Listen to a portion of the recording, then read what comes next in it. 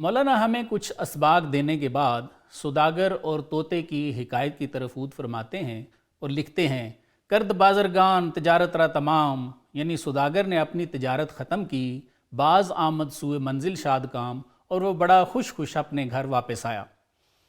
हर ग़ुलाम रा बेआवुर्द अरमगान, यानी वो हर ग़ुलाम के लिए तोहफ़ा लाया। हर कनीज़क रा बेबख्शीद व निशान, और हर कनीज़ को उसने सफ़र की कोई ना कोई निशानी अता की।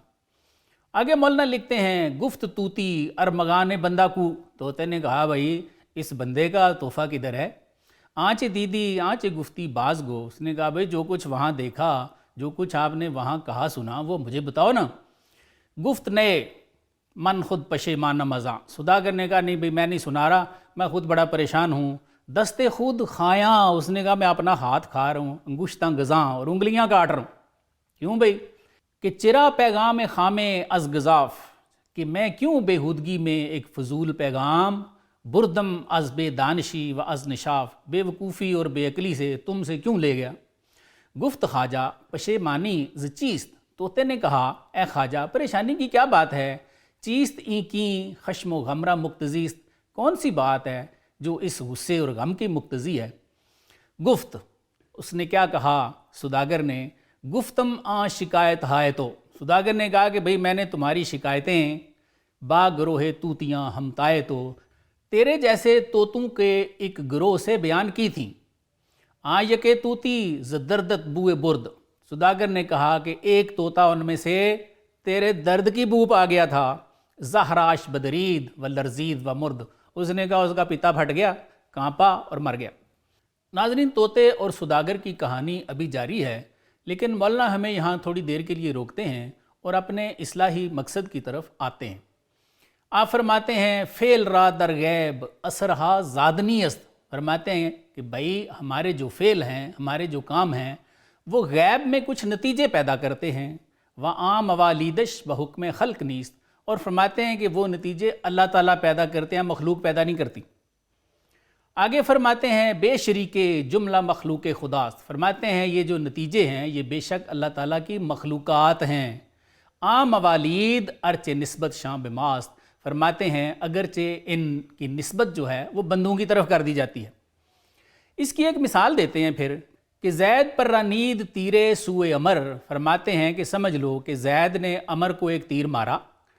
अमर रा बेगिरफ्त तीरश हम चूँ नमिर, और फरमाते हैं कि अमर को तीर ने चीते की तरफ पकड़ लिया, यानी उसे तीर लग गया। आगे लिखते हैं, मुद्दते साले हमीज़ आए दर्द, फरमाते हैं कि साल भर उसे दर्द होता रहा। दर्द हारा आफरीनद हक न मर्द, फरमाते हैं कि ये दर्द अल्लाह ताला ने पैदा किया, बंदे ने पैदा नहीं किया।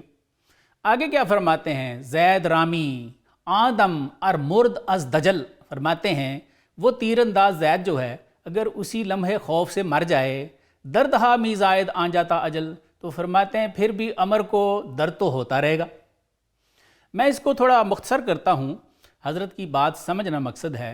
मौलाना यहाँ तक हमें ये बात समझा रहे थे कि हम आवाम जो काम करें उनके कुछ नताइज बरामद होते हैं, और अगर उस तीर अंदाज जैद जिसकी मिसाल हज़रत ने दी है उसकी तरह हम मर भी जाएं तो हमारे फ़ेल से पैदा शुदा नताइज और असरात बाकी रहते हैं।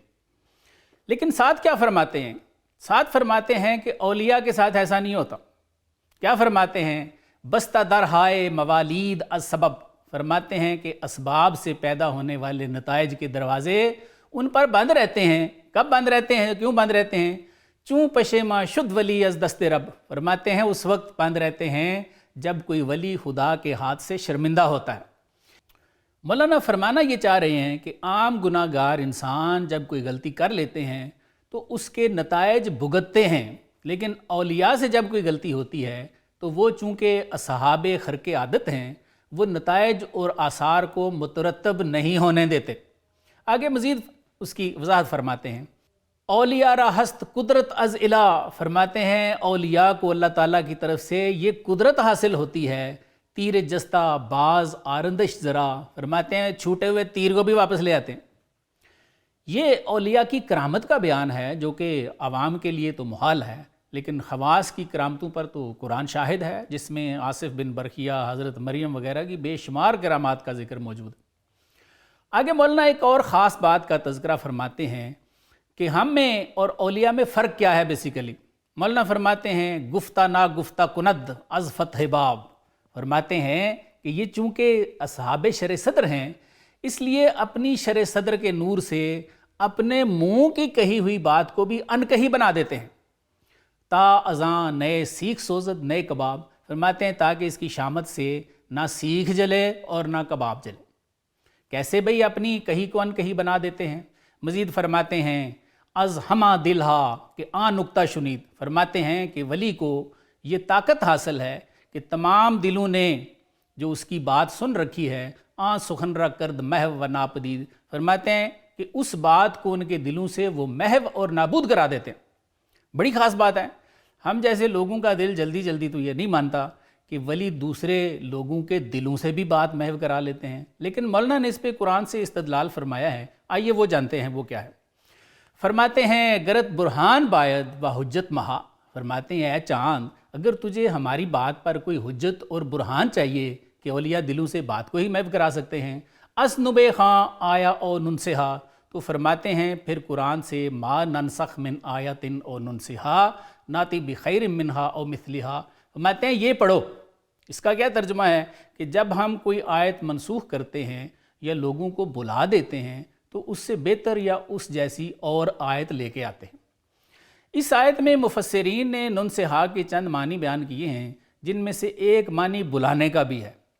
مولانا یہاں فرماتے ہیں کہ غور کرنا اس آیت میں بلانے کی نسبت اللہ تعالیٰ نے اپنی طرف کی ہے کہ ہم کوئی آیت منسوخ کرتے ہیں یا بلا دیتے ہیں، لیکن اگلی آیت میں دیکھو اللہ تعالیٰ یہی کام بندوں سے کروا رہے ہیں. کیسے بھئی؟ مولانا فرماتے ہیں آیا ان سوکم ذکری بہوں. فرماتے ہیں آیا ان سوکم ذکری پڑھ قوت نسیان نہادنے شاں. اور فرماتے ہیں اولیاء کے بلا دینے کی قوت کو جان. اس شعر میں سورہ مومنون کی آیت 109 اور 110 کی طرف تلمیح ہے جس میں اللہ تعالیٰ ارشاد فرماتے ہیں کہ میرے بندوں میں سے کچھ بندے تھے جو کہتے تھے کہ اے میرے پروردگار ہم ایمان لائے، ہم کو بخش دے اور ہم پر رحم فرما، تو سب سے اچھا رحم فرمانے والا ہے. تو تم نے ان کا مذاق بنا لیا. قرآن کا کیا ارشاد ہے؟ عربی متن پیش کرتا ہوں. یہ سورہ مومنون کی آیت نمبر 110 ہے. فَاتَّخَذْتُمُوهُمْ پس انہوں نے بنا لیا سخریہ ٹھٹھا حتیٰ یہاں تک کہ انسوکم انہوں نے بلا دی تمہیں ذکری میری یاد.